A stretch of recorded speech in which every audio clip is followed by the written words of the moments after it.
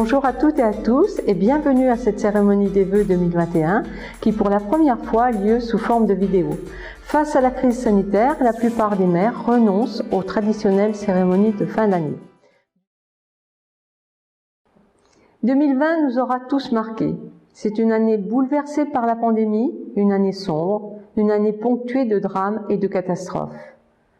Une année de violence où les gendarmes, police, forces armées ont une nouvelle fois donné de leur vie pour assurer notre sécurité. Une année qui a vu plusieurs attaques à l'arme blanche, à Villejuif, à Romans-sur-Isère, à Paris devant les anciens locaux de Charlie Hebdo, à la basilique Notre-Dame de Nice, faisant des victimes, laissant des familles endeuillées et dans la détresse. Les premiers cas de contamination par le nouveau coronavirus ont vu le jour fin janvier. Il se transforme en une véritable pandémie pour ouvrir un chapitre sans fin, avec confinement, quarantaine, couvre-feu, masques, distanciation. Les 15 et 22 mars étaient programmées les élections municipales avec la crise sanitaire. Le deuxième tour a dû être porté au 28 juin. Des incendies criminels à la cathédrale de Nantes détruisent l'orgue du XVIIe siècle. La tempête Alex dévaste plusieurs villages des Alpes-Maritimes avec un bilan lourd de 5 morts et 13 disparus.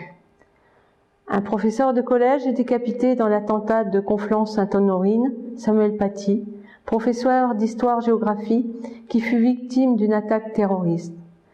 Par cet acte odieux, une nouvelle fois, la liberté d'expression est attaquée, ainsi que les valeurs de la République. Le Royaume-Uni quitte l'Union européenne. Des manifestations et émeutes antiracistes aux États-Unis ont lieu après la mort de George Floyd. Un peu partout dans le monde, en son hommage, le mouvement s'étend jusqu'en France. Le réchauffement climatique, de plus en plus critique, confirme une vague de chaleur précoce qui durera tout l'été et la sécheresse a sévi tout particulièrement sur notre territoire. Une nouvelle fois, nos agriculteurs ont été impactés et touchés économiquement et moralement. En Australie, l'année s'est ouverte sur les terribles incendies qui ont ravagé pas loin de 17 millions d'hectares. Les menaces en Iran, l'Irak et les États-Unis, où les tensions furent extrêmes. Dans cette année 2020, il y a quand même une bonne nouvelle, une note positive. Donald Trump a beau avoir tenté tous les recours inimaginables, la 59e élection présidentielle américaine est remportée par le candidat démocrate Joe Biden, entériné par les grands électeurs. Un virus inconnu à ce jour provoque en France la mort de plus de 60 000 personnes. La situation sanitaire ne s'améliore pas. Le virus n'a pas attendu les vacances de Noël pour se remettre à circuler. Nous sommes dans une zone d'incertitude totale, d'incompréhension et de profondes inquiétudes. Au nom du conseil municipal, j'ai une pensée émue pour toutes les personnes emportées par la Covid-19. Nous tenons à renouveler tout notre soutien aux professionnels de santé, à tous les professionnels du centre hospitalier, du centre de réadaptation, aux gendarmes, aux pompiers, mais aussi à tous les acteurs économiques tant impactés cette année par l'obligation de fermeture de leur établissement.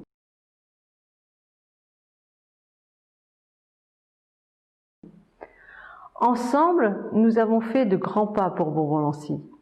Après avoir finalisé des chantiers d'ampleur et structurants pour que notre petite ville ne manque pas le rendez-vous de son avenir, tels que la construction d'un restaurant scolaire de Saint-Denis, le multi-accueil avec sa crèche de 20 berceaux et le relais d'assistantes maternelles, la rénovation de l'éclairage public, le marché de performance énergétique ou encore la chaufferie bois et son réseau de chaleur sur l'esplanade du Carrage. Mon équipe et mes collaborateurs sont mobilisés sur tous les sujets de la commune. Les commissions se réunissent, travaillent, de nombreux dossiers sont en cours, avec comme ligne de conduite les valeurs d'honnêteté, de rigueur et de transparence. Après une année 2019 compliquée pour notre commune avec l'arrêt de la saison thermale suite à l'incendie des Thermes, nous avons enchaîné avec une crise sanitaire mondiale. Depuis mars dernier, en tant que maire, avec mon équipe, je n'ai eu de cesse d'assurer la sécurité des habitants en prenant des mesures pour protéger les citoyens, mais aussi protéger nos acteurs économiques. C'est pourquoi nous avons créé avec l'Office du tourisme, les Thermes, une charte d'engagement face aux risques sanitaires. Notre commune a continué d'assurer les services publics. Je veux saluer les actes de solidarité qui ont vu le jour pendant cette période. Un grand merci à toutes les couturières, les bénévoles qui ont réussi à fabriquer 12 000 masques pour protéger les Bourboniens. Je veux remercier l'ensemble des services municipaux qui ont su faire preuve d'adaptabilité pendant la période de confinement et lors du déconfinement, avec des consignes nationales évolutives au quotidien. Depuis le début de la pandémie, les maires n'ont pas manqué de détermination pour faire face et gérer au mieux la crise majeure que nous traversons. Je veux rappeler la mobilisation aux côtés de l'État des maires pour qui la lutte contre l'épidémie de Covid-19 est prioritaire. Depuis plus de 8 mois, chaque jour, nous agissons avec un souci constant. Un grand merci à tous les enseignants et les associations des parents d'élèves qui, aux côtés de la municipalité, ont œuvré pour faciliter la reprise des écoles mi-mai. Nous avons mis en place de nombreux protocoles sanitaires, tout comme les arrêtés municipaux. Nous avons continué d'attirer les curistes et les touristes, et nous avons su proposer des animations de qualité. Nous avons continué d'attirer les curistes et les touristes, et nous avons su proposer des animations de qualité. Je rappellerai des temps forts comme Quai des Enchères qui a attiré plus de 150 personnes, un show digne des plus grandes salles avec les concerts d'Yves Jamais et Lou Di Franco dans une salle Saint-Léger-Comble, une soirée au son du reggae et du rock avec Broussailles et Cactus devant un public de près de 300 spectateurs. D'ailleurs, le public et les visiteurs étaient aussi là pour les expositions de grande qualité au musée Saint-Nazaire et à l'espace Cochet qui ont attiré plus de 1000 personnes. Raphaël Madavi et Gentaro Murakami nous ont permis de découvrir une exposition face à face, de générations et de cultures différentes. L'art contemporain a été mis à l'honneur dans notre musée de France, monument millénaire, lors d'une exposition temporaire regroupant les œuvres contemporaines de la collection municipale où le peintre Raphaël Madavi a fait don d'un triptyque à la ville de Bourbon-Lancy intitulé « Mort, résurrection et renouvellement ». Merci à Raphaël pour son attachement à la ville de Bourbon-Lancy, mais aussi pour le territoire. Comme nous nous y étions engagés, 2 œuvres majeures, le patriotisme et la famille des pêcheurs de Pierre Puvis de Chavannes, ont été restaurées.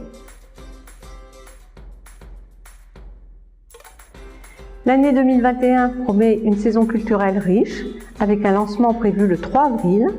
Nous accueillerons des événements variés avec des concerts comme Jeanne Plante, Léla Wissou, Nicolas Jules, Nicolas Gardel et Rémi Panossian, mais aussi du théâtre en partenariat avec l'Office du tourisme et du thermalisme et le casino. 6 pièces nationales vous seront proposées. Bien sûr, des expositions à la fois à l'espace Robert Cochet et au musée Saint-Nazaire avec des artistes comme Nathan Carême, Notrac, Laurent Janin et Coan Gil R. Et évidemment, les événements majeurs de l'année culturelle avec notamment la fête de la musique, des lycées musique, mais aussi les jardins éphémères et l'été des portraits qui avait malheureusement été annulé en 2020. Afin de vous permettre de profiter au mieux de cette programmation culturelle de qualité, une nouvelle billetterie en ligne et un système d'abonnement seront mis en place dès ce début d'année. Nous poursuivrons également le travail sur le musée Saint-Nazaire et la restauration de ses œuvres. Après une année 2020 difficile pour le milieu culturel, nous avons hâte de vous retrouver cette année et de vous faire découvrir ces différents événements. Il est évident que la crise de la Covid-19 a perturbé les agendas de tous. Elle nous a fait prendre du retard sur des dossiers structurants du mandat. Cependant, de nombreuses réalisations ont tout de même pu voir le jour en 2020. Plusieurs projets relatifs à l'environnement ont été mis en place. Projet entamé en 2019, la chaufferie bois a été mise en route cette année. Dans la continuité de la volonté de végétalisation du cimetière, de nombreux aménagements ont été réalisés. Le jardin du souvenir a aussi été créé cette année pour la dispersion des cendres. Nous sommes rentrés dans le dispositif des cimetières vivants. Puisque l'eau est au cœur de notre ville, beaucoup de travaux importants ont été réalisés dans ce sens. Un projet très attendu est réalisé, c'est le bassin de rétention de Saint-Marc pour lutter contre les risques des inondations. Ce dossier a été réalisé dans le cadre de la compétence GEMAPI portée par la communauté de communes. À Langarde, agrandissement du réseau d'assainissement en lien avec la lagune de proximité, la finalisation de l'étanchéisation du ruisseau du Consou et la fin des travaux d'un chantier structurant pour les habitants des puits de captage. Les équipements sportifs de la ville n'ont pas été en reste. De nouveaux terrains extérieurs au Boulodrome ont été réalisés avec l'installation de tribunes. Un nouvel éclairage LED intérieur a été mis en place, tout comme dans la salle des arts martiaux et les salles de tennis. Au stade de foot de Saint-Denis, l'éclairage LED des vestiaires a été changé, ainsi que la réfection de la main courante des tribunes et les huisseries des locaux. Notre patrimoine a lui aussi été rénové cette année. Plusieurs travaux de rénovation ont été réalisés dans l'église du Sacré-Cœur, édifice centenaire, comme le changement des portes des petites cours, la reprise de la grande porte principale et le remplacement des 2 sas latéraux. Nous avons accompagné le dossier du sas d'entrée. Dans le vieux quartier, la fontaine du quartier médiéval a été rénovée avec un aménagement en désactivé avec plantation. Le porche de l'espace Robert Cochet a été repris et le beffroi a été remis en valeur grâce à un nouvel éclairage LED. L'éclairage de Bourbon Expo a lui aussi été retravaillé en LED. La glacière du Fourneau a retrouvé ses couleurs après avoir été repeinte. D'autres aménagements pour améliorer notre cadre de vie ont été effectués. Les travaux de remplacement de canalisation d'eau se sont poursuivis dans la rue des Cailloux, rue d'Arcy, Champ-Aubé, impasse du Château, rue de la Fontaine, rue de la Meurette, soit 2620 mètres linéaires renouvelés. La grande passerelle du plan d'eau a eu droit à une réfection totale. Afin de renforcer la sécurisation des enfants, le parking de la crèche ainsi que le chemin piétonnier le long de l'école maternelle Jacques Prévert ont été effectués. Le côté du complexe Marc-Bouttéreau a été aménagé. Un sentier rue Sénateur Turdier qui valorise le musée Saint-Nazaire et favorise la balade a été créé. En concertation avec les habitants, la rue d'Arcy a fait l'objet de nombreux aménagements avec de nouveaux trottoirs, aménagement d'une placette en lien avec la rue des Cailloux, avec mobilier urbain, création de places de parking. Les toilettes de l'espace Robert Cochet ont été rénovées. À Celto, les travaux se terminent avec la rénovation du spa extérieur, la construction de la couverture du bassin extérieur, la création d'un escalier, création d'un local de stockage et l'installation d'une rampe PMR. Une viabilisation importante de la rue du Breuil a été réalisée pour la construction de studios de tourisme. De nombreuses entreprises locales ont œuvré pour toutes ces réalisations. Toutefois, le travail en régie est important, avec le service voirie, bâtiment, environnement, sans oublier tous les services administratifs pour le montage des dossiers et leur suivi. Pour l'année 2021, de nouveaux projets vont être entamés ou se concrétiser. Avec le contexte sanitaire et économique actuel, notre feuille de route est amenée à évoluer et à être réajustée en fonction des possibilités financières. Avec la fermeture de nos services, mais aussi du casino de jeu, de Celto, nos recettes ont été fortement impactées. À cela viennent s'ajouter des dépenses supplémentaires liées à la Covid-19. Toutefois, pour chaque projet, un dossier de demande de subvention a été présenté à nos partenaires afin d'obtenir un maximum d'aide. Je tiens à remercier les services de l'État pour leur accompagnement et leur soutien, le conseil régional, le conseil départemental et leurs élus. J'en profite d'ailleurs pour féliciter Fabien Genet, Jérôme Durin et Marie Mercier pour leur élection dans le cadre des sénatoriales. Ils seront à l'écoute de nos territoires ruraux, de nos problématiques et de nos projets. Pour poursuivre notre volonté de sauvegarder notre patrimoine, le château sarrien sera réhabilité avec réfection de la toiture et la zinguerie, installation de chéneaux encaissés en zinc et remplacement de toutes les huisseries. Autre projet d'importance, la restructuration de l'espace du Cercle Saint-Louis. Ce lieu permettra d'accueillir le centre d'animation sociale et culturelle en cœur de ville et d'assurer une proximité entre tous les services municipaux et des différents partenaires. Il est essentiel d'apporter le meilleur accompagnement possible aux administrés de la commune de Bourbon-Lancy, mais aussi des communes aux alentours. Nos objectifs sont de donner plus de visibilité pour nos usagers, plus de cohérence et d'assurer la transversalité des services municipaux. Il s'agira de développer des activités collectives, des ateliers thématiques et de créer une nouvelle dynamique. En 2021, le maître d'œuvre sera désigné pour une réalisation fin 2021, courant 2022. Une maison France Service sera positionnée dans le bâtiment de la trésorerie, propriété de la commune, dont les huisseries et volets seront changés.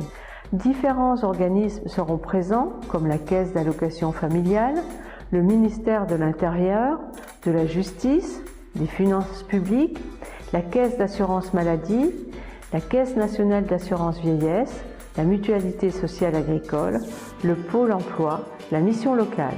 Des informations, conseils, accompagnements, y compris dans les démarches numériques, seront donnés au service de la population. Un espace au bâtiment A du Carrage sera rénové pour accueillir le Cercle Saint-Louis. L'environnement est une thématique chère à notre commune. Le dossier sur le schéma directeur d'assainissement est en cours. Le rendu de cette étude sera fait début février. Le repérage de tous les réseaux a été perturbé par la crise sanitaire. Des travaux sur le site du Fleury seront prévus ainsi que la mise en place des fiches actions. Tout comme en 2020, des visites pédagogiques du Fleury, site ligérien, se poursuivront, tout comme dans les différents sites naturels de notre ville. Un dossier sur l'atlas des essences de notre ville va être mis en place avec les habitants. Les voies douces vont être étendues, rue de Guignon, rue de Bel-Air. Elles donneront lieu à des aménagements aux fourneaux pour permettre de rejoindre la voie verte sur l'avenue Puznat. D'autres aménagements sont aussi à prévoir, comme le parking de stationnement de la piscine, auquel s'ajouteront du mobilier urbain et des tables de pique-nique.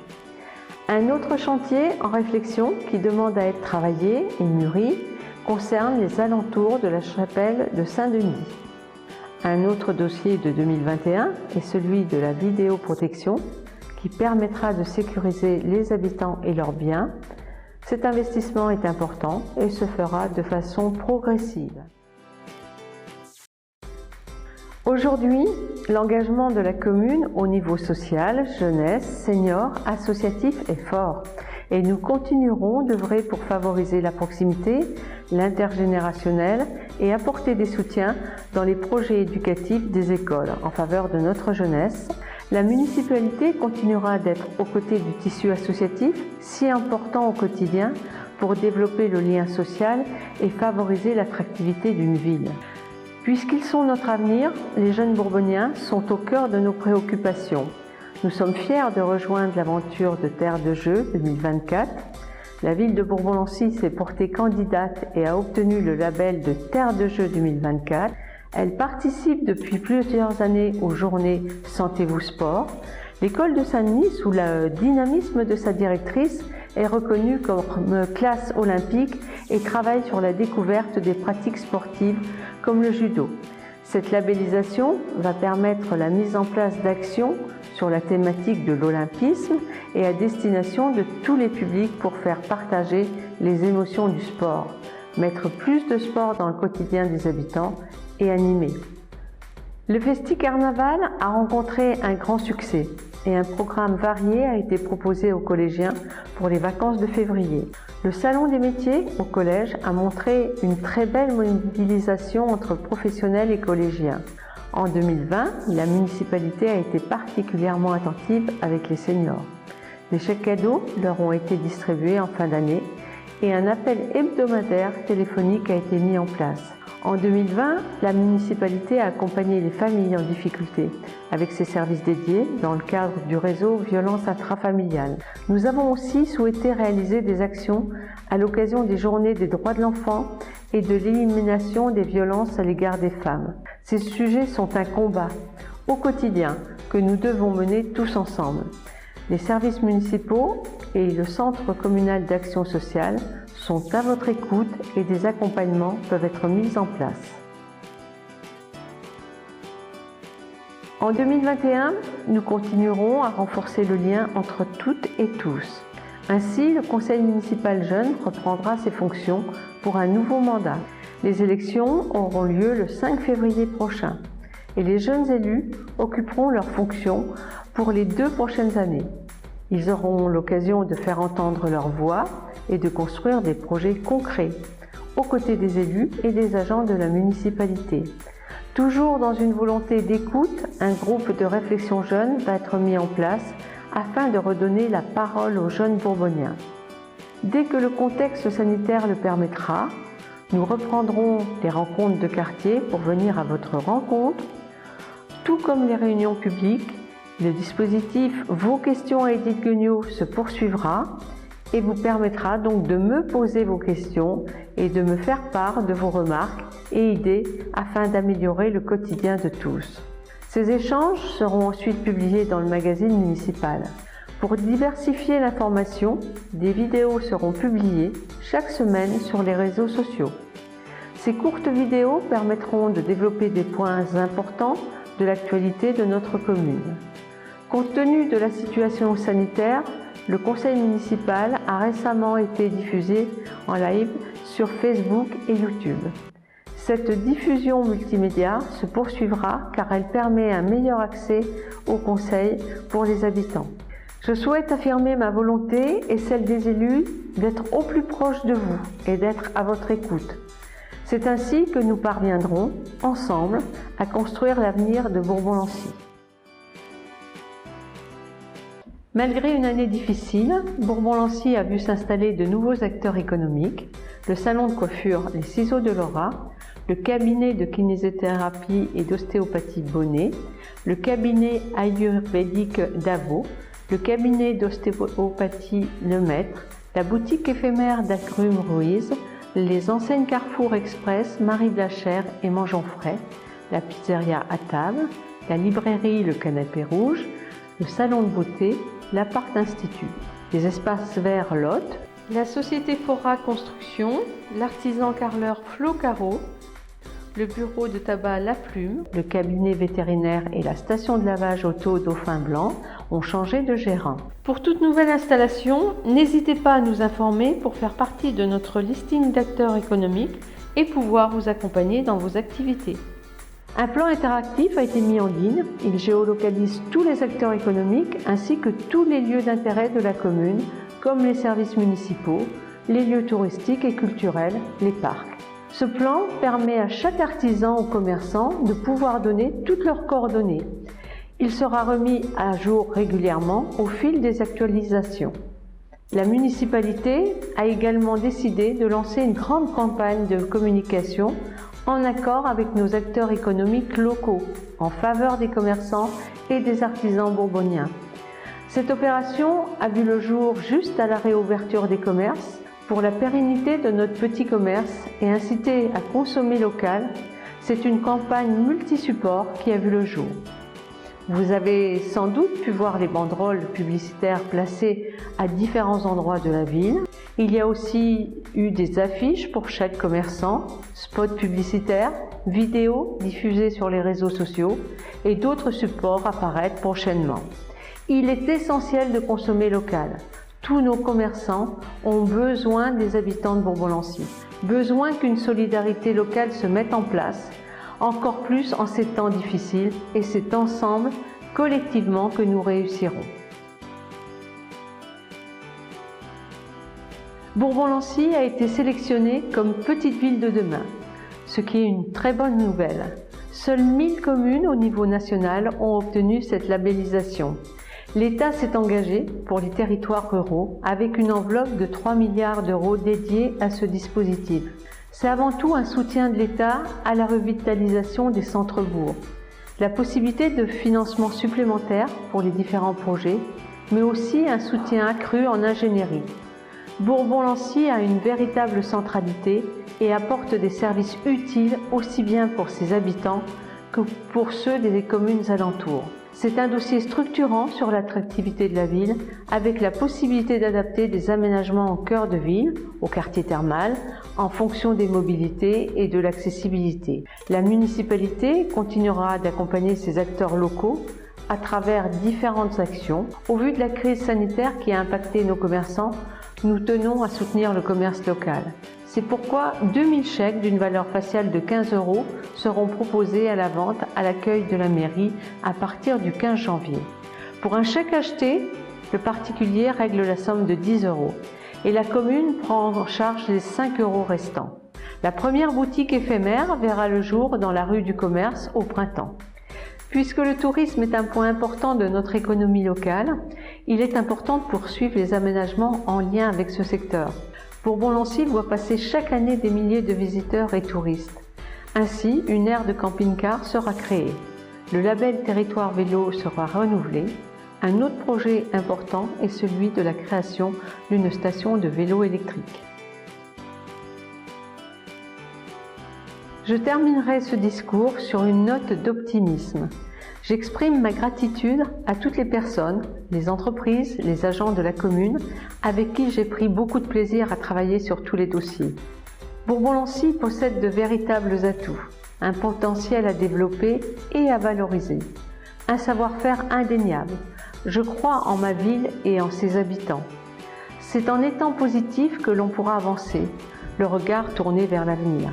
Mon équipe municipale travaille tout comme moi à pied d'œuvre pour faire de Bourbon-Lancy une ville d'avenir, une ville de bien-être. Je voudrais partager cette citation d'Aimé Césaire avec vous. C'est quoi une vie d'homme? Et je pourrais même rajouter de femme. C'est le combat de l'ombre et de la lumière. C'est une lutte entre l'espoir et le désespoir, entre la lucidité et la ferveur. Je suis du côté de l'espérance, mais d'une espérance conquise, lucide, hors de toute naïveté. Très belle année à vous et surtout prenez soin de vous.